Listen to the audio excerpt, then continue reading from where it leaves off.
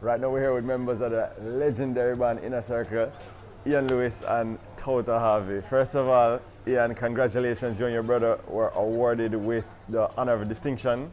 What was that like? Well, it's always good to be rewarded, from your peers, especially in your homeland.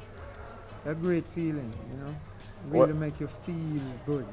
came of any bit of a surprise to you? Or? Yeah, because, usually, we have won Grammy Awards already, nominated, twice and once. Yeah, but, when you get the hometown thing, you feel, you know what I mean? Yeah. Yeah. It's a little bit more sentimental and Yeah, more real, you know what I mean? We's not no social media darling, we go post every little thing and Don't give us this backing track thing and all this stuff. We can deal with that, we can handle that, but it's best to catch us live without a net.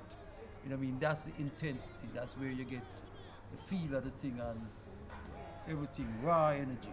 well said. Live, living legends of reggae music, Inner Circle. Boom.